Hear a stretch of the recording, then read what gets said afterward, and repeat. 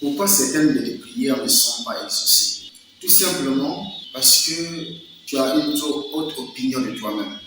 Tu penses que Dieu te doit, que tu as trop fait, tu fais trop de bien, trop de bonnes œuvres et Dieu te doit. Et dans tes prières, parfois tu dis, Seigneur, j'ai fait ceci, j'ai fait cela, alors je mérite que tu me donnes ceci. Qu'est-ce qui prouve que ce que tu demandes, ça équivaut à ce que tu as fait du bien à Dieu?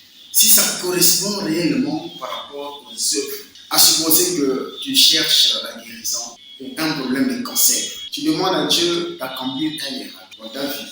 Et tu as eu à faire des œuvres, tu as eu à prendre soin des veuves, des orphelins, tu as eu à faire des dons à l'église. Et si on peut essayer d'évaluer ces dons, tes offrandes, ça peut aller peut-être à 500 000. Mais pour ton conseil, si on te demandait par exemple de voyager, tu aurais dépensé combien?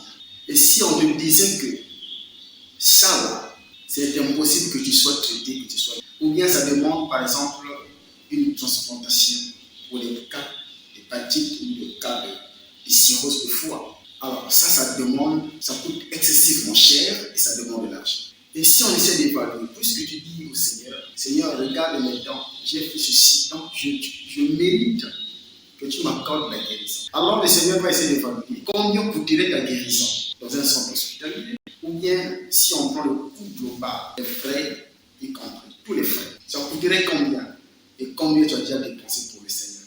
Et si ça ne correspond pas, alors il n'y aura pas de guérison. Parce que c'est toi qui as dit à ce Seigneur, Seigneur, j'ai ceci, je mérite que tu me donnes ça, ta prière ne sera pas exaucée. À moins que tu continues encore de fournir des efforts jusqu'à atteindre des centaines de millions, jusqu'à atteindre des millions.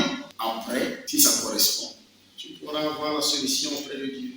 Voilà pourquoi. Pour éviter d'être en attente ou pour éviter d'avoir des prières non exaucées, le mieux serait, en dehors de tes dons, de tes bonnes œuvres, c'est de solliciter la grâce. C'est de dire, Seigneur, je ne suis rien, je n'ai rien fait de bon. Même si tu fais du bien et tout le monde t'acclame, mais efface-toi. Fais comme si tu n'as rien fait et tu sollicites la grâce de Dieu.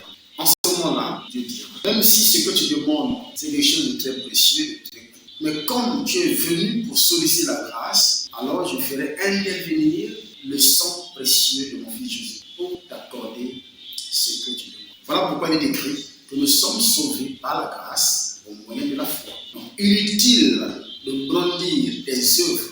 Un jour, Jésus a donné une parabole que deux hommes montèrent ensemble au temple pour prier, pour adorer. Le pharisien, dans sa prière, il a dit, Seigneur, tu sais que je jeûne 3 fois la semaine, je fais les dons, les aumônes, je fais ceci. Donc, il a étalé ses bonnes œuvres. Il a dit que je ne suis pas comme ces publicains. Et de l'autre côté, le publicain, pécheur qu'il était, méchant, la Bible nous dit qu'il s'est frappé la poitrine et il n'osa même pas regarder le ciel. Ici, cette prière, Père, prends pitié. Voyez un peu, et Jésus à la fin dit que parmi les deux personnes, c'est le publicain qui rentra chez lui exaucé, mais pas le pharisien. Et c'est un peu d'imaginer comment celui qui avait des bonnes œuvres, celui qui faisait des dons, celui qui faisait des jeûnes, ce qui est même recommandé pour un chrétien, pour un homme spirituel, pour un croyant, mais n'est pas rentré chez lui